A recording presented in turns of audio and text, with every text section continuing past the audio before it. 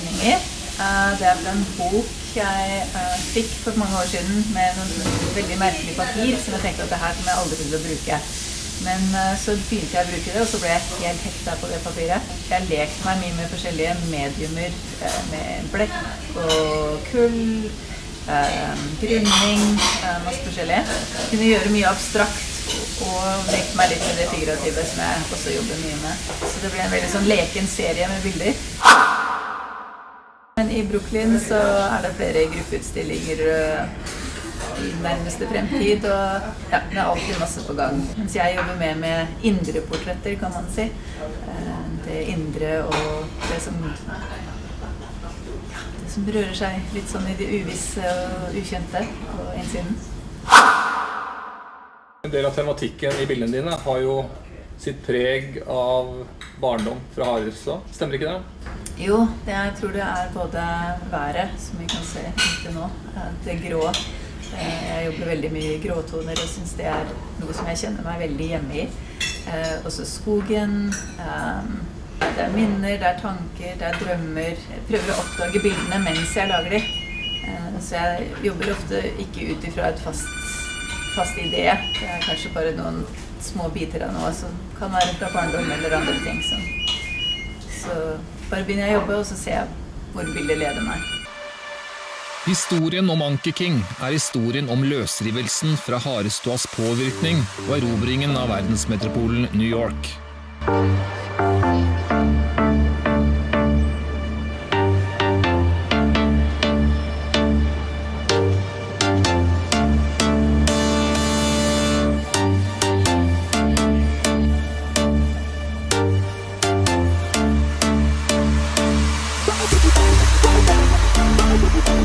Anke fant sitt hvordan og sine kunstneriske rutiner i møte med en hyperkommersiell amerikansk galleriverden i en skyskrapejungel som aldri sover. Her, i bydelen Brooklyn, har hun virkelig funnet sin egen kunstneriske stemme. For i dag Anke en veletablert internasjonal kunstner som med sine verker har kunder de fleste i bransjen bare kan drømme om. Anke maler som dere kanskje har skjønt i en litt underlig form, og bruker mye gråtoner, blått og sorte fargepaletter og søker heller ikke å lage noe pent. Hun maler aldri med et ferdig motiv i tankene. Hun ønsker altså ikke å forføre sansene med øyeblikkelig tilfredsstillelse. Arbeidene til Anke krever en viss innsats fra oss og gir seg til kjenne over tid. Hvordan det å leve her som kunstner? Det beste av kunst i hele verden kommer jo hit på et eller annet tidspunkt, så du ser det beste av alt hele tiden rundt deg. Skjønner at du må jobbe veldig hardt. Du må bare gi alt. Ellers så rekker du ikke opp, for du ser nivået rundt deg, både på de andre kunstnerne og det du ser som kommer inn i museer og gallerier. Og så skjønner du at her det bare å jobbe. Kunsten min har jo forandret seg veldig mye, som har stort sett skjedd gjennom personlige forandringer, kanskje. Ting jeg har gått gjennom, så har kunsten også forandret seg. Den kan jo ikke komme noe annet sted enn fra meg. Så når jeg går gjennom forandringer, så forandrer jo naturligvis kunsten seg.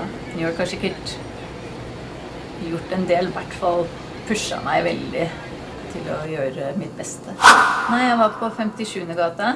Jeg bodde på 28. gate. Så jeg gikk jo da fra jobben. Det var en telefon fra Norge som gjorde at vi fikk vite om det på jobben, for der hadde de sett det på nyhetene. Så jeg fikk en telefon, og så ba jeg de skru på radioen, og så fikk vi informasjon etter hvert. Så da stengte vi skolen og ba alle gå hjem, og da var det jo ingenting som fungerte av transport. Så det var jo bare å gå. Så folk gikk jo mange mil, noen mennesker gikk jo fra Manhattan langt ut i Brooklyn. Så da gikk jeg mot strømmen. Da gikk alle på vei mens jeg måtte ned fra 57. til 28. Så jeg måtte gå andre veien. Og det var veldig merkelig. Det var så stille. Og så var det bare, gatene var helt fulle av folk som bare gikk. Og alle hadde bare sjokk. Liksom. Det rareste var den stillheten. Så hva det du savner aller mest med Norge da? Det familien og naturen som det store savnet. Jeg passer alltid på å gå litt turer i skogen og gjerne for meg selv litt når jeg hjemme i Norge. Så jeg vokste jo opp så nært naturen, så jeg føler meg jo veldig bundet til natur. Jeg ser jo det også at det kommer inn i bildene mine. Jeg tror både fargebruken og kanskje noe av røffheten, og det har med norsk natur å gjøre. Og så det et sånn stort register der som ikke har ord. Det var en sånn indisk vismann som sa det at alt av egentlig verdi her i livet blir gitt og mottatt i stillhet. Og det tenker jeg veldig sånn, oi, når man tenker på det, så ja, det liksom ikke via ord egentlig at kommunikasjon skjer. Så jeg tenker at å lære mer om den kommunikasjonen som skjer uten ord kunne vært så innmari viktig. Jeg tenker på skole og sånn, kunne de ikke bare fått lære at det mer enn bare ord? Så det veldig mye der jeg jobber. Det kommer ikke ut av ord, ideene. Det kommer veldig sånn ut av ting jeg føler. Ikke det at det én ting jeg føler, at det sånn, nå jeg sint, eller nå jeg glad, eller nå jeg... Men at det alltid komplisert. Ja, det masse lag, masse sammensatt, alltid komplisert. Og det det som går i bildene. Jeg jobber jo sånn lag på lag og finner bildet mens jeg jobber. Jeg vet jo aldri helt hva det skal bli, og hvorfor det blir sånn. Og bare tenker at her det noe interessant, hva blir det? Hva kan jeg jobbe mot her? Hvordan kan jeg prøve noen andre farger? Prøve masse forskjellig. Etter hvert så finner jeg liksom bildet i bildet. Mye mer interessant når jeg ikke vet det selv. Da blir det et mysterie og en oppdagelse for meg også. Når jeg har laget det, så kan jeg sitte og tenke på det som om jeg aldri hadde laget det. For det like rart og like nytt for meg som noen andre som ser det på et vis. For jeg har jo heller aldri sett det før, før det ble til. Selv om jeg var med på turen, liksom. Jeg har mye igjen her som jeg skal prøve å løse på et eller annet vis. Hva bakgrunnen? Hva figuren? Hvilke fargetoner skal det bli til slutt? Skal det være grønt her nede? Skal det være en annen farge? Skal det være brunt, lyst, grønt, blått? Hva skal det være i bakgrunnen? Så da må jeg som regel prøve alle farger før jeg finner det skal være. Så jeg tror de primærfigurene her har litt med noe jeg lærer bort i klassene mine. Og så noe med det her, hva det grunnleggende i mennesket, liksom? Kan du bruke farger for å beskrive det? For det bare 3 farger liksom i verden. Det det grunnleggende. Og så blir alt bygd fra det. Samme som du har liksom 12 toner, og så må du bygge all musikk fra det. Og så det så mye variert og så mye forskjellig. Det samme som alle farger blir lagd av de 3 fargene. Så hva det være da et primært menneske, kan du si? Hva det grunnleggende i oss? Hva det basic? Som danner liksom grunnlaget i menneskeheten. Ikke det at jeg tenker på det mens jeg lager bildene, men når jeg ser på de nå og prøver å tenke over hvorfor jeg lager de, så kommer de tankene. Som igjen, at jeg finner det ut etter hvert. I løpet av sine 20 år i verdensmetropolen så har kunstneren Anki King selvfølgelig rukket å sette sitt kunstneriske preg på byen, blant annet på denne restauranten.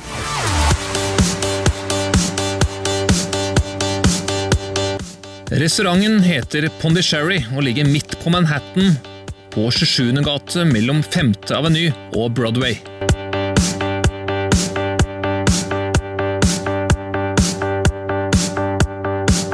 Vi blir oss på grunn av det vi tar til oss, sier Anki.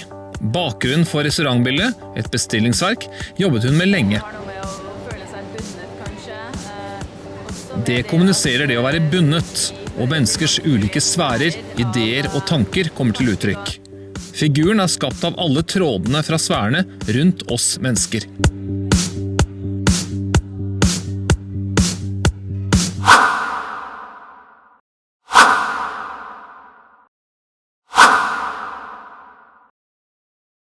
Motivserien består av 5 figurative og abstrakte oljemalerier, alle malt med tydelige penselstrøk, i en begrenset fargepalett. Figurene lange og smale, omgitt av øde landskaper. Alle viser menneskeskikkelser alene eller i samspill med andre. Noen av skikkelsene også bundet sammen i et fellesskap. Alle motivene til Anki kjennetegnes av en stram, enkel og sterk komposisjon. Jeg har sagt at det har vært en sånn tur, en reise til meg selv, det med maleriet. Først så begynte jeg å lage bilder fra foto som jeg tok. Og da var det ting jeg så utenfor meg selv. Og så snudde jeg kamera på meg selv, begynte å ta bilder av meg, og lage malerier av det. Så det var da jeg tenker at det grunnleggende sånn at jeg finner meg selv begynte å skje. Og så var det når jeg la bort foto helt, at jeg ordentlig måtte finne bildene i meg selv. Da var det jo i grunnen ikke noe spørsmål om ikke ha sitt eget språk. For det var bare meg. Og da måtte jeg bare begynne å stole på det som kom ut av meg.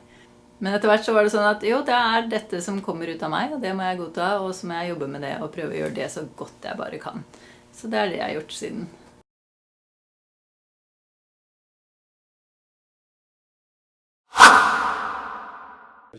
Din manns arbeider, påvirker det deg på noen som helst måte? Jobber dere sammen? Vi løper til hverandre for hjelp veldig mye. Og siden vi ser hverandres arbeid hele tiden, så det er det vel kanskje noe som sniker seg inn. Men hvis du ser hvor forskjellig vi jobber, så er det ikke mye der som krysser over. Og vi gjør heller ikke noe særlig sammen i arbeidene. Det er liksom, hvis han trenger hjelp til å holde noe eller gjøre noe, så gjør jeg det jo sammen med meg. Altså, kan du se på det her mens jeg gjør det her? Liksom, sånne ting. Hva slags kunstform er det han holder på med da? Nå er det spesielt portretter han fokuserer på. Og han jobber ikke fra foto i det hele tatt. Han er veldig interessert i å bli veldig kjent med det mennesket han maler. Så han har noen som kommer på mandager, og det kan være i et år eller nesten bort i 2 år. Noen som kommer på tirsdager, noen som kommer på onsdager. Og så sitter de...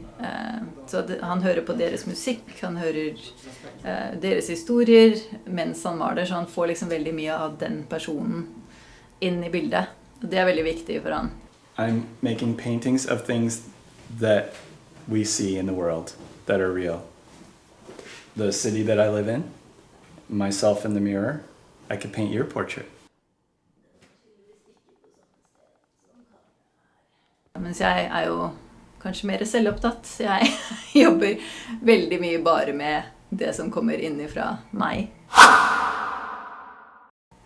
Jeg har gjort et par parkprosjekter i det siste, hvor jeg lager liksom menneskelige figurer ut av treverk, altså av sånne klatregrener og mye sånt som vi har i skogen her, som jeg går og drar ut av skogen og bygger skulptur med det. Jeg tenker på at mennesket er natur, men vi ser oss selv som veldig separate fra natur. Men hvis vi kunne se oss som natur, så ville vi kanskje tatt bedre vare på naturen, og derigjennom tatt vare på oss selv. For vi tar jo ikke så veldig godt vare på den lille kloden vår som skal passe på oss.